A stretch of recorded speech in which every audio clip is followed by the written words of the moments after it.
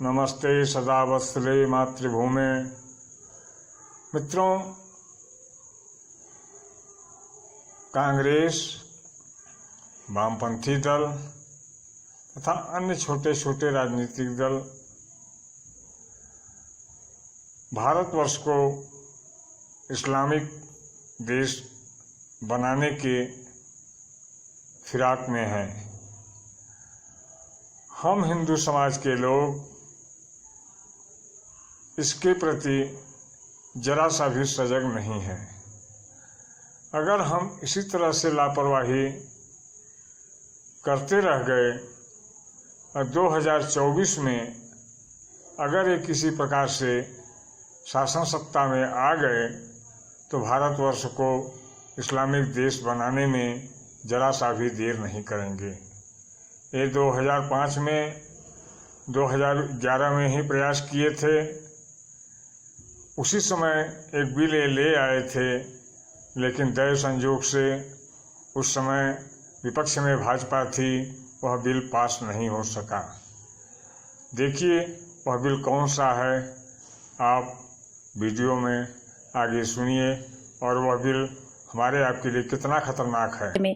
कांग्रेस हिंदुओं के खिलाफ ऐसा बिल लेकर आई थी जिसको सुनकर आपकी रूह कांप जाएगी, लेकिन भाजपा के उस समय विपक्ष में रहने और भारी विरोध के चलते कांग्रेस उस बिल को पास नहीं कर पाई थी। मुझे पूरा यकीन है कि 95% हिंदुओं को तो अपने खिलाफ आए उस बिल के बारे में कुछ पता भी नहीं होगा, जिसमें शिक्षित हिंदू भी शामिल हैं। उसको इन सब बातों को जानने के लिए ना समय है और ना ही उनके भेजे में अब भेजा बचा है। जबकि मुसलमान, ईसाइयों के अनपढ़ भी इतने जागरूक होते हैं कि पाकिस्तान, बांग्लादेश, अफगानिस्तान में धर्म के आधार पर प्रताड़ित किए गए हिंदुओं और अन्य अल्पसंख्यक समुदाय के लोगों को नागरिकता भारत में देने वाला सीएए कानून के खिलाफ मुसलमान का एक एक बच्चा उठ खड़ा हुआ था। अब दोस्तों, अगर आप इस वीडियो को पूरा देखने से पहले भाग गए और 2024 के चुनाव में कांग्रेस को सत्ता में ले आए तो सुनो, ना तुम्हारे हाथ में फोन होगा, ना तुम्हारे पास फिर इंटरनेट होगा और ना ही मुझे वीडियो बनाकर तुम्हें जगाने जैसा ये पुण्य वाला काम करना पड़ेगा,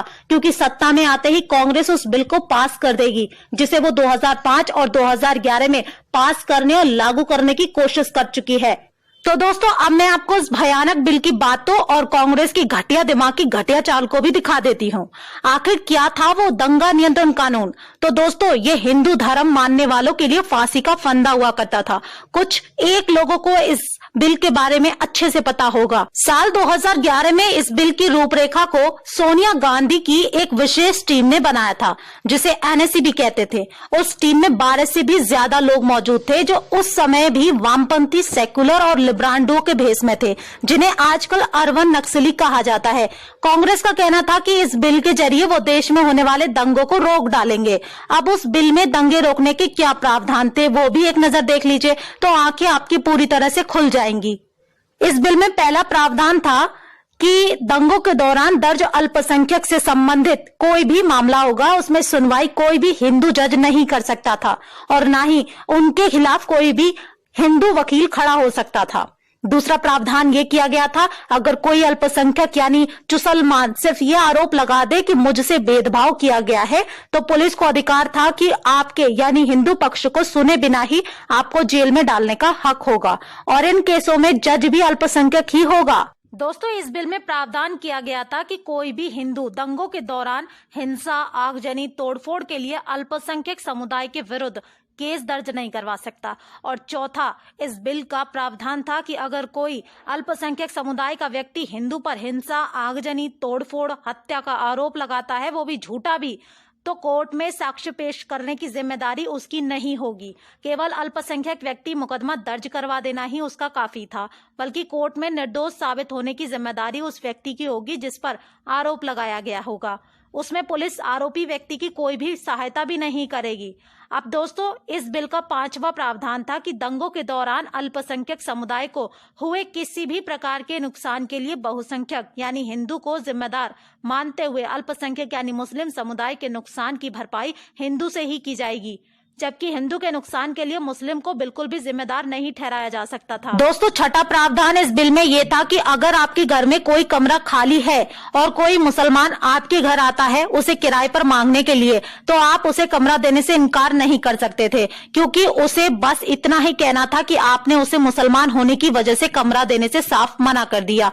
और इसी बिल के तहत खान सर पटना वाले, जो अपने हिंदू नाम अमित सिंह को लेकर चारों तरफ से शक के दायरे में है, उन्होंने भी ये बयान दिया था कि पटना में उन्हें किराए पर कमरा देकर खाली करा दिया गया था। वजह पूछी गई तो उनका मुस्लिम होना, जो सरासर झूठ था। दरअसल दोस्तों, वो इसी बिल की एक नीति थी जिसके नीचे खान सर ने दांव खेला था। खैर दोस्तों, किराए पर कमरा देना या ना देना मकान मालिक की मर्जी होती है, इसमें कांग्रेस या किसी भी सरकार को दखलंदाजी नहीं देनी चाहिए।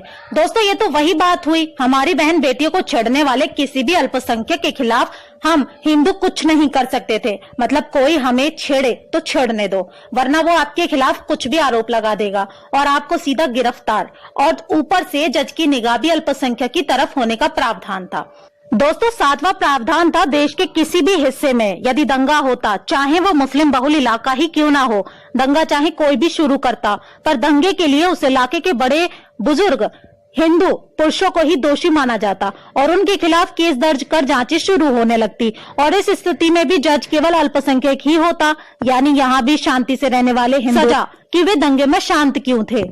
दोस्तों, आठवां प्रावधान था अगर दंगों वाले इलाके में किसी भी हिंदू बच्ची या हिंदू महिला का बलात्कार होता तो उसे रेप ही नहीं माना जाता। बहुसंख्यक है हिंदू, इसलिए उसकी महिला का रेप नहीं माना जाएगा। और इतना ही नहीं, कोई महिला बलात्कार की पीड़ित हो जाती और वो शिकायत करने जाती तो अल्पसंख्यक के खिलाफ नफरत फैलाने का केस उस पर अलग से डाल दिया जाता। दोस्तों, नौवां प्रावधान था, इस एक्ट में एक और प्रस्ताव रखा गया था जिसके तहत आपको पुलिस पकड़कर ले जाती अगर आप पूछते कि आपने अपराध क्या किया है, तो पुलिस कहती कि तुमने अल्पसंख्यक के खिलाफ अपराध किया है।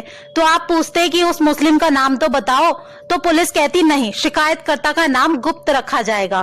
दोस्तों, 10वां प्रावधान ये था कि कोई भी इलाका हो, बहुसंख्यकों को अपने किसी भी धार्मिक कार्यक्रम से पहले वहां के अल्पसंख्यकों का एनओसी लेना जरूरी होता, यानी उन्हें कार्यक्रम से कोई समस्या तो नहीं है। ऐसे हालात में अल्पसंख्यक बैठे बैठे जजिया कर कमाते, क्योंकि आपको कोई भी हिंदू धार्मिक काम से पहले कटुओं से एनओसी लेनी होती और वो अपनी माताओं बहनों का हलाला पैसों में करने वाली कौम आपसे मुंहमांगी रकम वसूलती, और यदि आप शिकायत करते तो उल्टा भेदभाव का केस आपके ऊपर ठुक जाता और जज तो उनका होता ही। और भी अनेकों प्रावधान थे कांग्रेस के इस दंगा नियंत्रण कानून में, जिसे अंग्रेजी में कम्युनल वायलेंस बिल भी कहते हैं। दोस्तों, सुब्रमण्यम स्वामी जी ने इस बिल का सबसे पहले विरोध शुरू किया था और उन्होंने इस बिल के बारे में लोगों को जब बताया था तो 2012 में हिंदू कांप उठे थे।